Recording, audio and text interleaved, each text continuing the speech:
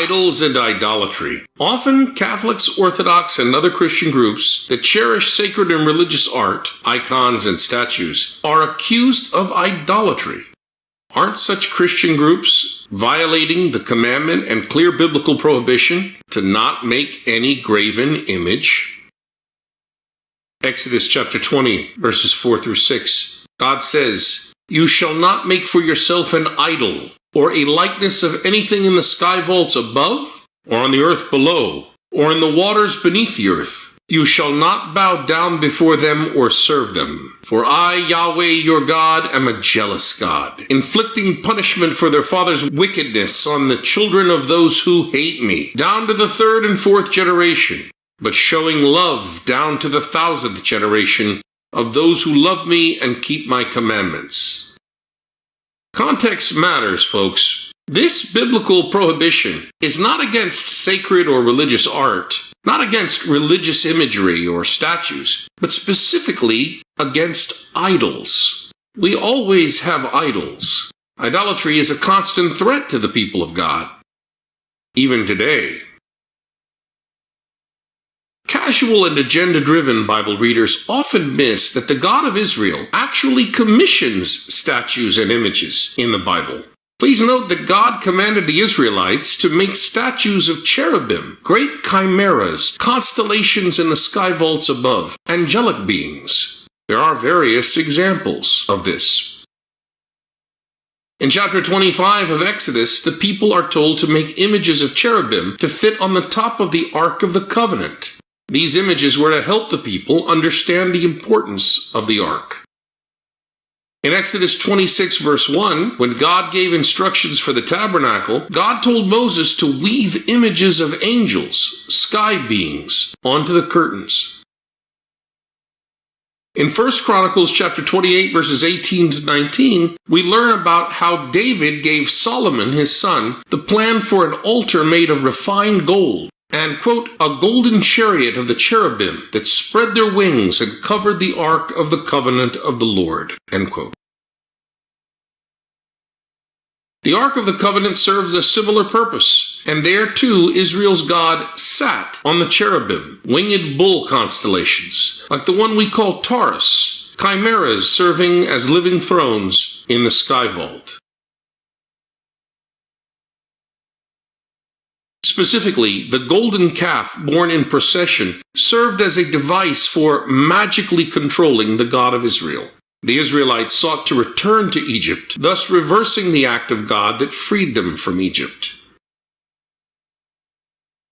With a controllable golden calf, the leaders of Israel thought that they could control the flow of the people back to Egypt as they wanted, and they could ascribe it to the God of Israel situated over the calf, just like the God of Israel sits enthroned in the sky vault above Taurus and the other cherubim. According to Israelite lore, the incident of the golden calf occurred right after the God of Israel announced the 10 Commandments to all Israel from Mount Sinai, while Moses was still on the mountain, receiving those 10 words from God, engraved by the very finger of God on stone tablets. It was these stone tablets that Moses threw down and broke upon seeing the Israelites' attempt to magically control God. According to the presentation of the story in the Old Testament, a library more concerned about truths than facts, Moses then returned up the mythical mountain to receive the 10 words again, but now with God's other commandments for Israel. Later Jesus groups called these other additional commandments, written by Moses' hand, God's second law, or deuterosis. From the Jesus group's perspective, these additional commandments of Moses were given specifically to prevent Israel from ever attempting to magically control God again. It was this second law that Jesus group members were no longer obliged to observe, since through Jesus, Israel's wilderness sin of attempting to control God was taken away. Therefore, idolatry is not about images and art and statues, but always is about attempting to magically control God. We see this today with congenial Jesuses cooked up to promote American and other Western cultural values. What often is missed, however, is that how Jesus appears in an artistic expression is not really as important as how he behaves.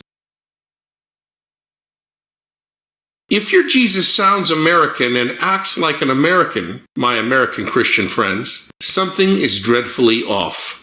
The identity theft that is a culturally congenial Jesus is a form of idolatry. It attempts to magically control the incarnation, to suit and idealize our American interests.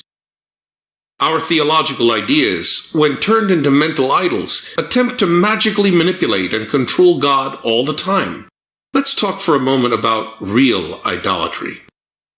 As St. Augustine says, si comprehendis, non est Deus. If you comprehend it, it can't be God. The worst kind of idol in existence is the mental idol.